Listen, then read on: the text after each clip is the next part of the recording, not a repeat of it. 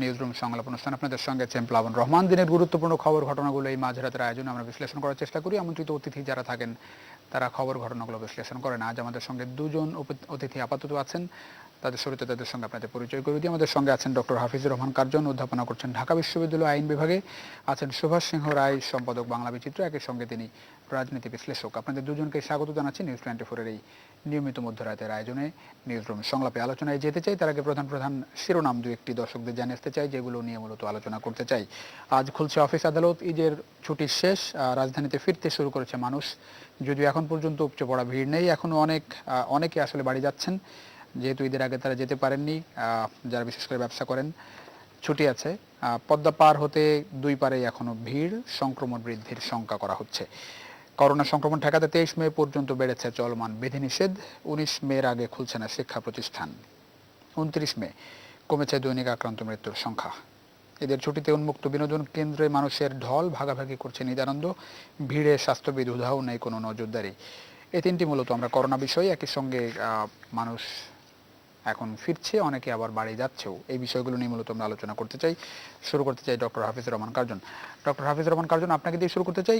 ঈদের আগে যেমনটা আসলে চোখে পড়েছে, অনেক মানুষ আসলে খুব কষ্ট করে বাড়ি গেছে। শেষ পর্যন্ত গণপরিবহন চলাচলের একটা দাবি ছিল, সেই দাবি এখনো আছে। আবার ফিরতি পথে মানুষ ঢাকায় ফিরতে শুরু করেছে। যদিও আজ খুব বেশি চাপ নেই, দুই পাশে আসলে চাপ আছে হালকা, মানুষ যাচ্ছেও আসছেও। আসলে মানে এখনকার মানে কি ধরনের পরিকল্পনা চোখে পড়ছে আপনার আসলে মানুষের যাওয়া আসার জায়গাটা নিয়ে? স্বাস্থ্যবিধির তো আসলে কেউই তোয়াক্কা করছেন না, শঙ্কার কথা বলা হচ্ছে, করোনা আসলে বাড়বে এরকম শঙ্কা করা হচ্ছে। পরিকল্পনা কতটা স্পষ্ট আপনার চোখে পড়ে? আমার যেটা সেটা হচ্ছে যে গত বছর আমরা যখন করোনা পরিস্থিতির মধ্যে পড়েছিলাম, গত বছর যখন মহামারীটা শুরু হলো, তার চেয়ে এই বছর সরকার অনেক বেশি সচেতন। তাদের বিভিন্ন ক্ষেত্রে কিছু পরিকল্পনা বিধিনিষেধের দৃশ্যমান। কিন্তু আমার কাছে যেটা মনে হয় যে ঘাটতি, যে আমাদের এখানে ঈদের সময় কর্মী মানুষের যে আমরা যে অবস্থাটা দেখি, কারণ আপনি ধরেন যে বিশেষ করে ঢাকা শহর থেকে আপনার 2 কোটি লোকের ভিতরে প্রায় 1 কোটি লোক মানে গ্রামের বাড়িতে চলে যায়, গ্রামের বাড়ি কিংবা মফস্বল তার বাবা মার সাথে ঘুরতে, কিংবা যারা প্রান্তিক জনগোষ্ঠীর দরিদ্র তারা তাদের সন্তান তারপরে স্ত্রীর সাথে পরদিন চলে যায়। এবার বিধিনিষেধ সত্ত্বেও আমরা যে পরিসংখ্যানটা পাচ্ছি, 65 লক্ষ লোক ঢাকা থেকে নানাভাবে তারা দূর দূরান্ত গ্রামে মফস্বলে চলে যাচ্ছে। তো এই বাস্তবতাটা তো সরকার জানে, তাই না? আপনার বিষয়টা হচ্ছে যে আপনার আমাদের এখানে করোনা পরিস্থিতি, আমরা যে পরিসংখ্যানটা পাচ্ছি 2 সপ্তাহ 3 সপ্তাহ আগে যেটা ছিল, আপনার মৃত্যুটা ছিল 100-র বেশি, সংক্রমণের হার ছিল বেশি। কিন্তু এখন আমরা দেখছি যে আপনার আইসিইউ ফাঁকা, হাসপাতালগুলো ফাঁকা। করোনা পরিস্থিতি হয়তোবা ভবিষ্যতে আবার খারাপ হতে পারে, হ্যাঁ, কিন্তু এই সময় আমরা দেখছি যে আপনার করোনা পরিস্থিতি মোটামুটি একটা নিয়ন্ত্রণ আছে। এবং একজন ব্যক্তি যখন এক বছর সে যখন বাড়িতে যাচ্ছে, তার স্ত্রী, পুত্র, ভাই বোন, তারপরে বাবা মা, তাদের সাথে কি এই যে বিষয়টা, সেটা যদি আপনি তাকে নেতৃত্ব করতে হয়, তাহলে প্রথমত তার মানসিক প্রস্তুতিটা দরকার ছিল, যে তাকে আগে থেকে মানসিক প্রস্তুতিটা দরকার ছিল যে এবার আপনি বাড়ি যেতে পারবেন। এবং আরেকটা ঘাটতি সরকারের ছিল যে কোনো পরিবহন চলেছে, কোনোটা চলে, গণপরিবহন বন্ধ, কিন্তু প্রাইভেট কার যেটা সেটা চলেছে। তারপরে আপনার সিএনজি চলেছে, তারপরে মাইক্রোবাস চলেছে। এবং সেইটার জন্য আমরা দেখেছি যে একটা মানে হজবরল অবস্থা।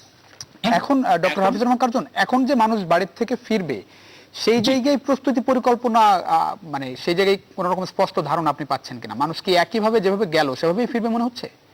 আমি একটু আগে একটা পত্রিকায় দেখছিলাম যে যেভাবে মানুষ গিয়েছে, সরকারের নীতি নির্ধারকরা চিন্তা করছেন যে সেভাবে যেন আবার তারা ফেরত না আসে। এবং আপনার টেকনিক্যাল কমিটি যেটা, সেটা কিছু পরামর্শ দিচ্ছে। এবং আমি যেটা মনে করি যে আপনার সরকারের যেটা উচিত ছিল, যে আপনি যখন আপনি পুরোপুরি যদি ঢাকাকে লকডাউন করে বন্ধ করে দিতেন যে কেউ যেতে পারে, তাহলে পরে এই পরিস্থিতিটা হতো। আর যদি আপনি মনে করেন যে কাউকে যেতে দিবেন না, কিংবা you understand the reality of Bangladesh, মানে mindset of the people of Bangladesh, তাহলে পরে তারা যে কোনো মূল্যে গ্রামের বাড়িতে যাবে। তাহলে পরে আপনার যেটা উচিত ছিল যে গণপরিবহন খুলে দিয়ে স্বাস্থ্যবিধি মেনে, এবং সেটার জন্য আপনি পুলিশ মোতায়েন করতেন। আপনি পুলিশ যদি আপনার পর্যাপ্ত না হয় তাহলে আপনি আনসার মোতায়েন করতেন। এবং আমি একটা বিষয় বুঝিলাম যে বিভিন্ন সময়ে আমাদের এখানে যে আইন শৃঙ্খলা সংক্রান্ত বা অন্যান্য ক্ষেত্রে যে পরিস্থিতি, পুলিশকে কেন সেটা সামাল দিতে হবে? আমাদের আনসার কিন্তু একটা বিশাল বাহিনী, তাদেরকে কেন আমরা কাজে লাগাবো? আপনি প্রয়োজনে বিজিবি, আপনি মানে যেখান থেকে লঞ্চ ছাড়ে, যেখান থেকে বাস ছাড়ে, যেখান থেকে ট্রেন ছাড়ে, সেই জায়গাগুলোতে আপনি যদি পুলিশ আনসার এদের দিয়ে দিতেন এবং তারা সেটা চেক করতেন যে প্রত্যেকটা বাস যেন স্বাস্থ্যবিধি মেনে ছাড়ে। কারণ লোকগুলো যে গেল, তাদের প্রচন্ড ভোগান্তি হলো, টাকা গেল এবং 5 জন মারাও গেল।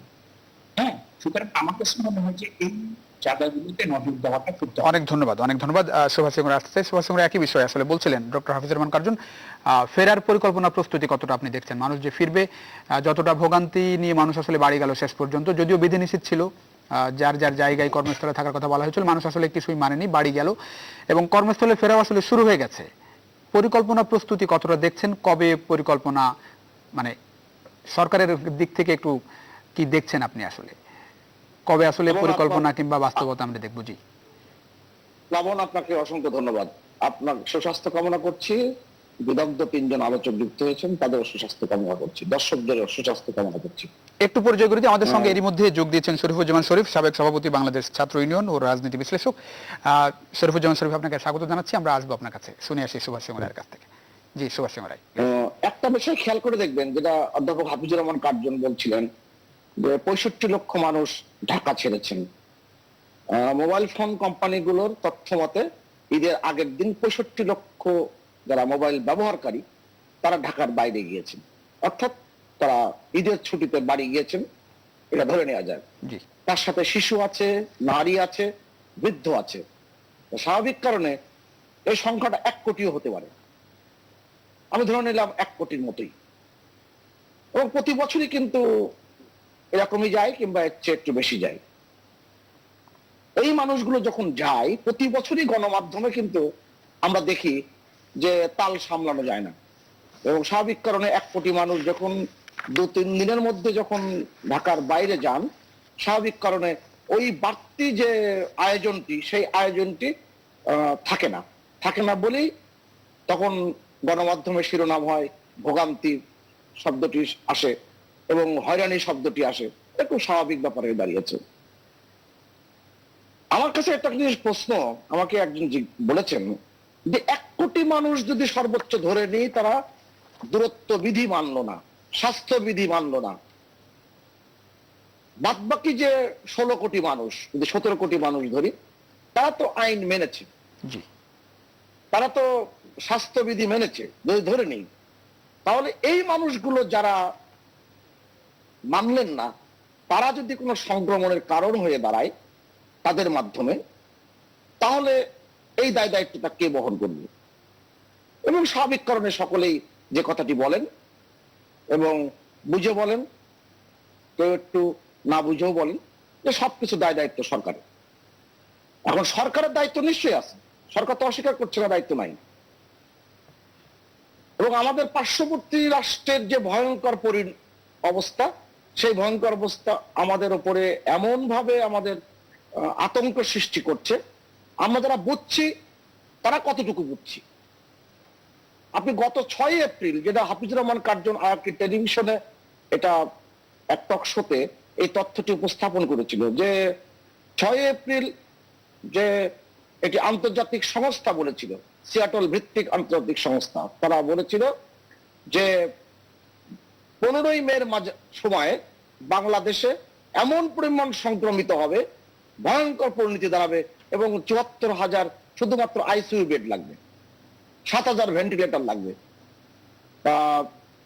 Institute for health matrix and evaluation এই যে তথ্যটি দিয়েছিল, সেটা তো খুবই আতঙ্কের একটি বিষয়। এই যে ভয়ঙ্কর তথ্যটি আমরা অনেকে পড়েছি, অনেকে এটা বিবেচনায় নিয়েছি। আর তার চেয়ে বড় ব্যাপার, আমাদের পার্শ্ববর্তী রাষ্ট্র ভারতের যে ভয়ঙ্কর পরিণতি, আবার দেখবেন যে আমরা সন্ধ্যায় আপনার পত্রিকা সহ আপনার টেলিভিশনেও এই সংবাদটি এসেছে যে মহাশক্তিশালী একটি ঘূর্ণিঝড় টাউটে, সেটা ভারতবর্ষের উপরে আবার আক্রমণ হচ্ছে এবং যেটার গতিবেগ 175 কিলোমিটার পর্যন্ত হতে পারে। 18 মে দুপুরে গুজরাটে আঘাত করবে। এমন একটা পরিস্থিতি যখন হচ্ছে, তখন আমরা কতটুকু নিজেরা সচেতন হয়েছি। আমাদের আপনি সরকারের দায় দায়িত্ব কথা তো অবশ্যই বলবো। জি সুভাষ চন্দ্র, যেটা আসলে জানতে চাচ্ছিলাম যে ধরেন মানুষ তো বাড়ি চলেই গেল, এখন তো যেহেতু আবার ছুটি শেষ, বলা হচ্ছে বিধিনিষেধের মেয়াদ আসলে বাড়ছে আরো 1 সপ্তাহ, সেই জায়গাটাই এসব মানুষ তো কর্মস্থলে ফিরবে যেহেতু ছুটি শেষ, সেই জায়গায় কোনো পরিকল্পনা স্পষ্ট দেখছেন কিনা?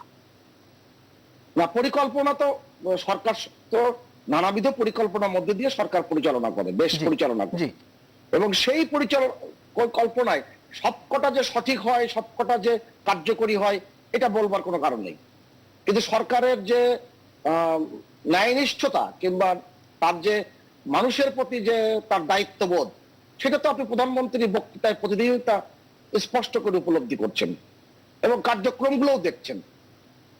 বাড়ির থেকে যখন ফিরে আসবে, আবার যদি এরকম ফেরিঘাটের এই দৃশ্যটি তৈরি হয়ে যায়, তাহলে তো আরেকটি ভয়ঙ্কর পরিণতি। ওবায়দুল কাদের আজকে নিজেই বলেছেন, ওবায়দুল কাদের নিজেই আজকে বলেছেন, সড়ক পরিবহন সেতু মন্ত্রী, তিনি বলেছেন যে মানে চরম উদ্বেগ প্রকাশ করেছেন যে একইভাবে যদি মানুষ আসলে ফেরে সেক্ষেত্রে সংক্রমণ বাড়ার তিনি আশঙ্কা প্রকাশ করেছেন, যাতে না ফেরে সেজন্য। জি, এই জন্য ব্যবস্থা গ্রহণ করতে হবে এবং সেই জায়গায় কৌশলী অবস্থান তৈরি করতে হবে, যাতে গণপরিবহন এমন ভাবে চালু করা যায় যাতে মানুষ তো আসবেই, তাকে আসতেই হবে, আসতেই যখন হবে তখন তাকে গণপরিবহনের সেই ব্যবস্থাপনা চালু করা যায় কিনা। জি, সরকার আটকিয়েছিল কেন? সরকার কি নিজের জন্য আটকিয়েছিল? তার মন্ত্রী পরিষদের জন্য আটকিয়েছিল? আটকায়নি। সরকার আটকিয়েছিল স্বাস্থ্যবিধি যাতে মানতে পারে এবং এই সংক্রমণের লাগামটা টেনে ধরা যায়। আপনি দেখেন গত মার্চ মাসে একটি মধ্য ইউরোপের একটি সরকার, সেই সরকার তারা দায়িত্ব দেওয়ার মাত্র 13 মাসের মাথায় কিন্তু জনপ্রিয় একটি সরকার কিন্তু পতন হয়েছে। এই স্লোভাকিয়ার প্রধানমন্ত্রী খুব জনপ্রিয় একজন প্রধানমন্ত্রী ছিলেন। এই যে আজকের যে সারা পৃথিবীর যে ভয়ঙ্কর একটা পরিণতির দিকে যাচ্ছে, আবার অনেক দেশ কিন্তু ভয়ঙ্কর পরিণতি থেকে তো ফিরে এসেছে। ব্রিটেন বলছেন, ব্রিটেনের প্রধানমন্ত্রী, যে তারা যে ভ্যারিয়েন্ট গুলো পেয়েছেন, কেউ বলছেন 2টা, কেউ বলছেন 5টা ভারতীয় ভ্যারিয়েন্ট, সেই ভ্যারিয়েন্টের কারণে তারা 21শে জুনের দিকে যেগুলো স্বাভাবিক করার যে কথা বলেছিলেন, রোডম্যাপ করেছিলেন, সেখান থেকে তারা চিন্তা করছেন এখন তারা আবার কোনো জায়গায় বিধিনিষেধ আরোপের মধ্য দিয়ে আবার সেটা পিছিয়ে দেবেন। অতএব আমাদেরকে কিন্তু স্বাস্থ্য ব্যবস্থাপনা সারা বিশ্বের মধ্যে আমাদের সবকিছু ভেবেই আমাদের কিন্তু সেই পথে চলতে হবে। মানুষ যাতে সচেতন হয় এবং মানুষ যেন মান্যতার পথে আসে, এইটারও কিন্তু অবস্থান সরকারকে তৈরি করতে হবে। অনেক ধন্যবাদ, অনেক ধন্যবাদ। আমার বলতে একদম দ্বিধা নেই। আসবো আপনার কাছে আবারও। শরীফুজ্জামান শরীফ, মানুষ ফিরবে, কিভাবে ফিরবে সেই জায়গাটা একটু আপনার কাছে জানতে চাই। কবে আমরা পরিকল্পনা দেখব? মানুষ তো আসলে ফিরবেই। সরকারের পক্ষ থেকে আসলে মানে সড়ক পরিবহন সেতু মন্ত্রী নিজেই বলেছেন যে যদি একইভাবে ফেরে সেক্ষেত্রে তিনি নিজেই আশঙ্কা প্রকাশ করছেন। জনস্বাস্থ্য বিশেষজ্ঞরা একই কথা শুরু থেকে আসলে বলে আসছেন। মানুষ তো অলরেডি ফিরতে শুরু করেছেন। আপনাকে ধন্যবাদ, দর্শক শ্রোতাদেরকে ধন্যবাদ এবং অন্য যে দুজন আলোচক আছে তাদেরকে ধন্যবাদ। সবাইকে ঈদের শুভেচ্ছা। এই রকমের একটি পরিস্থিতি, যে পরিস্থিতিটা সারা পৃথিবী মোকাবেলা করছে, এই পৃথিবীর মোকাবেলার কৌশল, আমাদের কৌশলের কতগুলো ভিন্নতা থাকে, কিন্তু এটা অস্বীকার করা যাবে না যে এই রকমের পরিস্থিতি মোকাবেলা করার জন্য আমি যদি পক্ষে বিভক্ত করি, একটা পক্ষ যারা পলিসি মেক করে বা পলিসি মেকার, আর একটা হচ্ছে ওই পলিসিকে যারা সাপোর্ট করবে তারা, দুই পক্ষকে পরস্পর হাতে হাত রেখে সামাজিক দূরত্ব মেনে নিয়েই কাজগুলি করতে হবে। আজকে সরকার যে সিদ্ধান্তটি নিয়েছে, কি সিদ্ধান্ত? যে আমরা ঢাকায় যারা বাস করি তারা যাতে ঢাকায় থাকি, বিভিন্ন অঞ্চলে যারা বাস করেন তারা সেই এলাকাগুলো যাতে ত্যাগ না করে।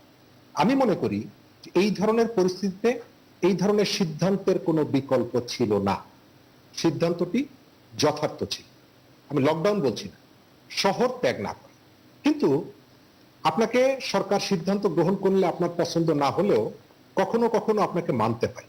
কখন মানতে হয়? ধরেন যে একটা শহরে যুদ্ধ হচ্ছে, সেখানে ব্ল্যাক আউট করা, আপনি যদি বলেন যে না আমি অন্ধকারে বসে থাকতে পারবো না, আমাকে মশায় কামড়ায়, এটি তো হবে না। সরকার ওই সিদ্ধান্তটি কার্যকর করার জন্য প্রয়োজনীয় শক্তি প্রয়োগ। আমাদের এখানে সমস্যা যেটা হলো, সরকার সিদ্ধান্ত নিল, কিন্তু যখন আপনি দেখবেন যে আপনার সিদ্ধান্তটা জনগণ মানছে না, তখন আপনাকে বিকল্প ভাবতেন। যেমন আপনি যখন টিকাটা শুরু করলেন, তখন আপনি দেখলেন যে টিকা গ্রহণের ক্ষেত্রে একটি অপপ্রচার ছিল এবং মানুষের মধ্যে একটি অনাগ্রহ ছিল। তখন বয়সের ব্যারিয়ারটা আপনি কমিয়ে এনে টিকার কাভারেজটা বাড়ানোর চেষ্টা। এখন আপনি যখন দেখছেন যে সারা দেশে মানুষ ছুটছে, কিন্তু দৃশ্যমান হচ্ছে দক্ষিণ এবং দক্ষিণ পশ্চিমাঞ্চল। বঙ্গবন্ধু সেতুর থেকে 3 দিনে যখন লকডাউন চলছে, তখন সরকার 7,84,00,000 টাকা টোল আদায় করছে। তার মানে হলো যে উত্তর অঞ্চলে গাড়ি যাচ্ছে, চট্টগ্রামে গাড়ি যাচ্ছে, সিলেটে যাচ্ছে, কিন্তু দক্ষিণ এবং দক্ষিণ পশ্চিমাঞ্চলে যেহেতু নদী পার হতে হয়, আপনার নদী পারের কোনো ব্যবস্থা নেই। সেই কারণে দৃশ্যমান হচ্ছে যে মানুষ সেখানে হাজার হাজার মানুষ সেখানে ভিড় করছে। এই যে মানুষ ভিড় করলো, এই মানুষগুলো দরিদ্র মানুষ, অর্থাৎ যাদের গাড়ি ছিল তারা নির্বিঘ্নে চলে গেছে টোল দিয়ে, আর যারা অ্যাবেল করেন না, যার গাড়ি কেনার সামর্থ্য নেই, তিনি ওই যে আরিচা ঘাটে, পাটুরিয়া ঘাটে লক্ষ লক্ষ হাজার হাজার মানুষ তারা সেখানে গাদাগাদি করে গেল। অর্থাৎ সরকার একটা জায়গায় বিজেপি নিয়োগ করলো তাদেরকে ঠেকানোর জন্য। বিজেপি নিয়োগ করার ফলে কি দেখা গেল, ঘাট থেকে 1 কিলোমিটার আগে তারা সমস্ত গাড়িগুলিকে আটকে দিচ্ছেন। কোন গাড়ি? মানুষ ভটভটি, অটো, অন্যান্য যে বাহন, স্থানীয় যে বাহনগুলো ব্যবহার করে যাচ্ছিলেন, তাদেরকে 1 মাইল আগে নামিয়ে দেওয়া হলো। এই 1 মাইল সে হাঁটছে, অর্থাৎ আপনি তার ভোগান্তিটা কমানোর থেকে ভোগান্তিটা বাড়ানো। যখন আপনি দেখলেন যে মানুষ আমার সিদ্ধান্ত মানছে না, তখন সিদ্ধান্তটা সঠিক হলেও সরকার কিন্তু জনগণের উপরে কখনো রাগ করতে পারে না বা অভিমান করতে পারে। আমরা একটু ফেরার বাস্তবায়নের কথা বলছিলাম, এখন তো ছুটি শেষ। এই যে কাজটি আপনি করলেন, ফেরার জায়গাটা কি চিত্র দেখছেন আপনি? আপনি যে পদ্ধতিতে গেছেন, এই একই পদ্ধতিতে তারা ফিরবে। এই যে আরিচা ঘাটে 93টা লঞ্চ চলে, আপনি লঞ্চ বন্ধ করে দিলেন। এক একটা লঞ্চে মিনিমাম 100 যাত্রী, মিনিমাম আমি বলছি 100 যাত্রী বহন করা যায়। আপনি লঞ্চ যদি বন্ধ না করতেন, তাহলে এক এক ট্রিপে 93টা লঞ্চে অন্তত 10,000 মানুষ আপনি নদী পার করতে পারতেন। তাহলে আপনাকে এই চাপাচাপি করে এই দৃশ্য আপনাকে দেখতে হতো না। কিন্তু সরকার সেটি করলো না, বরং সেখানে ব্ল্যাক ওয়েতে কি করা হলো, যে লঞ্চের ভাড়া আমরা 50 টাকা দিয়ে পার হই, আমি ওপারের ছেলে, সেই লঞ্চ নদী পার করতে 450-500 টাকা পর্যন্ত নিই। এখন কি ধরনের পরিকল্পনা আপনি আশা করেন? এখন যে কাজটি আপনাকে করতে হবে, সরকার নতুন করে আবার লকডাউনে যাচ্ছে, এদিকে অফিস খোলা, আবার বলছে কালকের থেকে লকডাউন। অর্থাৎ যে মানুষগুলি গেছে তাদেরকে তো ফেরত আসতে হবে, অফিস খুলে দিচ্ছে পরশুদিন। তাহলে এই ভিড়টা আপনি হয়তো দেখবেন। এই কাজটি প্রথমে যেটা করতে হবে, সরকার যদি এই মানুষগুলি প্রবলেমটা সে যদি ফিল করে, সে যদি মনে করে যে মানুষের সমস্যা হচ্ছে, তাহলে এই মানুষগুলিকে প্রয়োজনে সাময়িক সময়ের জন্য শারীরিক যে দূরত্ব, সেই দূরত্ব মেনটেন করে আপনাকে গাড়ি চলার অনুমতি দিতে হবে। দ্বিতীয়ত, ফেরি পারাপারের জন্য ফেরির পাশাপাশি সেখানে অন্যান্য যে মাধ্যমগুলো আছে, যে মাধ্যমে মানুষ পদ্মা নদী পার হয়, সেই মাধ্যমগুলো সবগুলোকে উন্মুক্ত করে দিতে হবে। সেখানে অসংখ্য স্পিডবোট চলে, একটি দুর্ঘটনার কারণে সেই স্পিডবোট বন্ধ রয়েছে। আপনার সেখানে নিরাপত্তা নিশ্চিত করে প্রয়োজনে সাময়িক সময়ের জন্য স্পিডবোট গুলোকে চালুর ব্যবস্থা করতে হবে। যদি এই কাজগুলো আপনি না করে, মানুষ যেহেতু গেছে তার নিজের দায়িত্বে, সুতরাং তার নিজের দায়িত্বে ফিরে আসুক, আপনি যদি অভিমান করেন, তাহলে এই দৃশ্যটি আপনাকে আবার দেখতে হবে। অনেক ধন্যবাদ, আসবো আপনার কাছে আবার আসবো। আমি একটু এটা যে ওখানে যে মাধ্যমগুলো দিয়ে পদ্মা নদী পার হওয়ার ব্যবস্থাটি আছে, প্রত্যেকটা মাধ্যমকে আপনাকে এখন ওপেন করুন। অনেক ধন্যবাদ doctor Hafizur Rahman Curzon. Lockdown আরো 1 সপ্তাহ বাড়ছে, আসলে আজ প্রজ্ঞাপন আসলে জারি করা হবে, 17 থেকে 23 মে পর্যন্ত আরেক দফা বাড়ানো হচ্ছে। সেই জায়গাটাই বলা হয়েছে যে বিধিনিষেধের আগের যে শর্তগুলো সেগুলো আসলে বহাল থাকছে। মানে পদক্ষেপ পরিকল্পনার মধ্যে কতটা সমন্বয় চোখে পড়ছে। মানুষ তো আসলে এখন সবার বাড়িতে কর্মস্থল খোলা, শপিং মল খোলা, মানে সবকিছু মিলিয়ে মানে কতটা সমন্বয় দেখছেন পদক্ষেপ পরিকল্পনাগুলোর মধ্যে? আমি একজন সচেতন নাগরিক হিসেবে খুব বেশি দেখছি না, কারণ আপনার বাংলাদেশের বাস্তবতা হচ্ছে, বাংলাদেশের এডুকেশন বলেন, হেলথ সেক্টর বলেন, যোগাযোগ বলেন, এইটার অনেক ক্ষেত্রেই যে সিদ্ধান্তগুলো নেওয়া হয়, যারা সিদ্ধান্তগুলো নেন তারা যে গাড়িতে চড়েন, কয়েক কোটি টাকার গাড়ি, সেটা এসি করা, ওই গাড়িতে করে তারা অফিস থেকে বাসায় যান। বাংলাদেশের বাস্তবতা তারা জানেন, তারা এসি রুমে বসে এমন কিছু সিদ্ধান্ত নিয়ে যেটার সাথে জনগণের কোনো সম্পর্ক নেই। কেন বলছি? আপনার এই যে করোনাকালীন পরিস্থিতি, সেটাকে মোকাবেলা করার জন্য আপনার মাননীয় প্রধানমন্ত্রী আমলাদের নিয়ে সিদ্ধান্তগুলো দিচ্ছে। আপনার টেকনিক্যাল কমিটির অনেক পরামর্শ সেখানে আপনার আমলে নিয়ে দিচ্ছে। আমার যেটা আমি প্রথম থেকে বলেছি, if you want to encounter pandemic situation, তারপর আপনার সবাই সব শ্রেণী পেশার মানুষ লাগবে। আপনার একটা জাতীয় কমিটি দরকার ছিল মাননীয় প্রধানমন্ত্রীর নেতৃত্বে। সেখানে আমলা থাকবে, পুলিশ কর্মকর্তা থাকবে, শিক্ষক থাকবে, আইনজীবী থাকবে, জনপ্রতিনিধি থাকবে, মন্ত্রী থাকবে। এমনকি ধরেন যে আওয়ামী লীগের যে মন্ত্রী এবং আপনার জনপ্রতিনিধি, তাদেরকেও রাখা হয়। সেখানে মাওলানারা থাকবে, কারণ প্রত্যেকটা সেক্টর, আপনি আজকে মসজিদে যদি স্বাস্থ্যবিধি মানাতে হয়, আমি বললে কিন্তু হবে, সেটা মাওলানা সাহেবকে বলতে হবে। আমি যদি বিশ্ববিদ্যালয়ে কিছু করতে হয়, আমি সেটা সহযোগিতা করতে পারি। এই যে ধরেন যে 65 লাখ লোক যে বাড়িতে চলে গেল, তাদেরকে যদি আমরা আগে থেকে মানসিকভাবে প্রস্তুত করতাম, আপনি মানে রাজনীতিবিদ, তারপরে আপনার মাওলানা সাহেব, শিক্ষক, অ্যাডভোকেট, যে যেখানে যার প্রভাব আছে, তারা যদি সেটা করতে, এবং সেই আপনি দেখেন যে আপনি মানে যেভাবে মানুষ বাড়িতে গিয়েছে, আবার যদি তারা সেখানে ফেরত আসে, আপনাকে বিষয়টা হচ্ছে যে অনেক ক্ষেত্রে পরিকল্পনা ঠিক হচ্ছে না। যেমন ধরেন যে মাননীয় প্রধানমন্ত্রী টিকার ব্যাপারে যে পদক্ষেপগুলো নিয়েছেন, সেটা আমি অ্যাপ্রিসিয়েট। তিনি খুবই চমৎকার ডিপ্লোমেসি করে টিকার ব্যাপারে, কারণ অনেক দেশ টিকা পায়নি, বাংলাদেশ টিকার ব্যবস্থা করেছে, কিন্তু তার এই যে চমৎকার একটা ইনিশিয়েটিভ, সেটা একটা বেসরকারি আপনার যে ওষুধ কোম্পানি, তাদের কারণে এটা পুরো ভেস্তে গেল। কারণ তারা, আমরা যেটা জানি, মাননীয় পররাষ্ট্রমন্ত্রী বলেছেন যে একটি বেসরকারি ওষুধ কোম্পানির তাদের প্রভাবের কারণে আমরা চীন এবং রাশিয়ার সাথে টিকা চুক্তি করতে পারি, নইলে আমরা সেটা পারতাম। এবং সেই কোম্পানিটি কি করেছে, 50 লাখ ডোজ টিকা বিক্রি করে 38 কোটি টাকা লাভ করছে। 38 কোটি টাকার জন্য আপনি 17 কোটি মানুষের ড্যামেজ করে দিন। আপনি এইরকম অনেক ক্ষেত্রে হচ্ছে মাননীয় প্রধানমন্ত্রী, আপনি ভাবেন যে 50 লক্ষ মানুষের জন্য যে 2-2.5 টাকা করে তিনি যে আর্থিক সুবিধা দিয়েছে, আমি সেটাকে অ্যাপ্রিসিয়েট করি। কিন্তু সমস্যাটা কোথায় হলো, যে সেইটাকে যারা বিতরণ করবে, তারা মানে সেটা আপনি ডাটাবেস করতে পারলেন না, সেটা আপনি মানে সুন্দরভাবে বিতরণ করতে পারলেন না। তাতে করে হলো কি, যে অর্ধেকটা দেওয়ার পরে সেটা বন্ধ হয়ে গেল।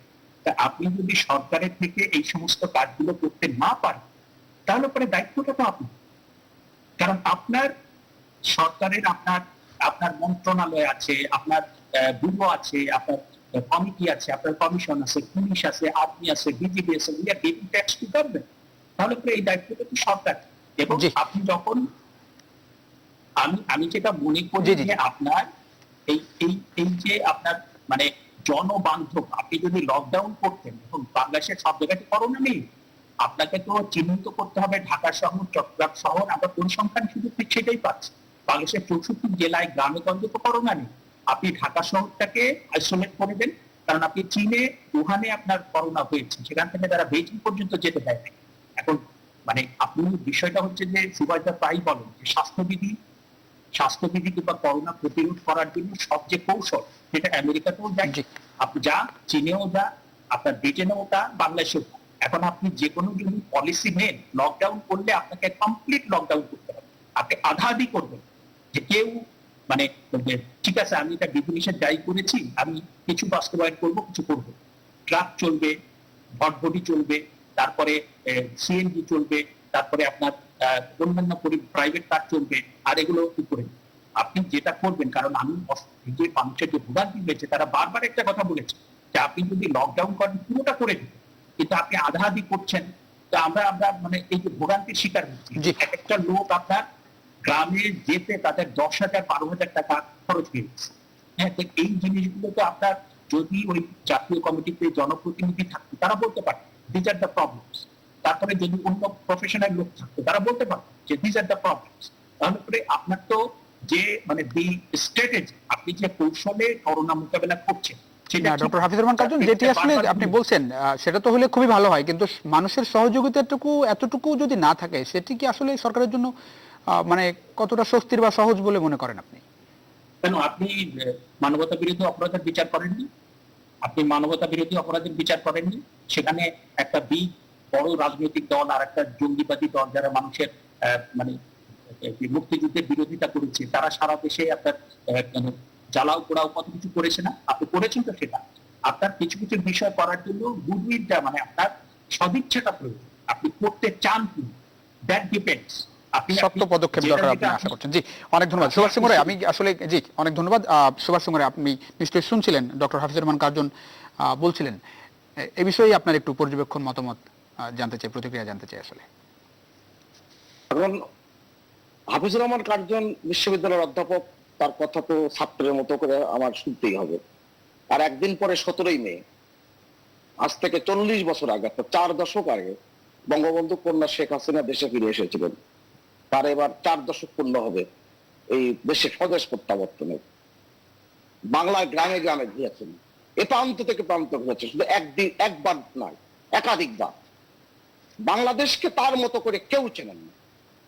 সাংবাদিকদের প্রশ্নের জবাবে আপনি নিশ্চয়ই দেখেছেন, তাকে জিজ্ঞেস করা হয়েছিল বারবার, তিনি বলেছেন আমি বাংলাদেশের মানুষকে চিনি, বাংলাদেশের মানুষ আমাকে চেনে। অধ্যাপক হাফিজুর রহমান কার্জন যে কথাটি বললেন যে দায়িত্ব তো আপনার, হ্যাঁ, সে দায়িত্ব তো অস্বীকার করছেন না তিনি। এবং তিনি যেভাবে করছেন সারা পৃথিবী তো দেখছে যে তিনি কিভাবে করছেন, দেশের মানুষও দেখছেন। কিন্তু এটা বৈশ্বিক মহামারী এবং সবকিছু কিন্তু আমাদের উপর নির্ভর করে না, উড়ে এসে জুড়ে বসেছে। মনে রাখা দরকার, চীন থেকে, ওয়ান থেকে আমরা যখন ছাত্রদের নিয়ে এসেছিলাম একেবারে খুব ভালোভাবে নিয়ে আসতে পেরেছিলাম। ইতালি থেকে যখন নাগরিকরা আসলেন, আমাদের সম্মানিত প্রবাসী নাগরিকরা, যেই আচরণ ওখানে করেছেন, যেই দেশদ্রোহী বক্তব্য দিয়েছেন, দেশের পাসপোর্ট নিয়ে যে সমস্ত অশ্লীল মন্তব্য করেছেন, আমি কিন্তু গণমাধ্যমে কোনো মানুষে, পণ্ডিতজনকে, সুধীজনকে, রাজনীতি বিশ্লেষকদের কাউকে বলতে শুনি নাই যে তারা এই কাজটি ঠিক করেননি। আমরা তো দেখেছি ঘটনাগুলো। অতএব ওইটা জেনেই মাননীয় প্রধানমন্ত্রী সেই কাজগুলো কিন্তু সঠিকভাবে করছেন। টিকা নিয়ে বলছেন, একটু সংশোধন করি। অধ্যাপক হাফিজুর রহমান কার্জন শিক্ষক, আমি ছাত্রের মতনই, একটু সংশোধন করি। এই যে আবার যে কথাটা জুড়ে দেওয়া হলো যে একটি ওষুধ কোম্পানির কারণে সারা পৃথিবীতে যে 76টি দেশে পুনের যে কোম্পানিটি সিরাম ইনস্টিটিউট, তারা যে চুক্তি করেছে প্রত্যেকটা থেকে কিন্তু ওই দেশের একটি এজেন্ট থাকবে ওষুধ কোম্পানি হিসেবে। এটা তো প্রোটোকল। 1, 2 হচ্ছে যে কথাটি এখনো আবার তোলা হচ্ছে যে আমরা একাধিক উৎসের সন্ধান কেন করলাম না। আপনি গত 3 দিন আগে প্রথম আলোতে অর্থ বাণিজ্য পাতা একটা সংবাদ আছে, প্রতিবেদন আছে।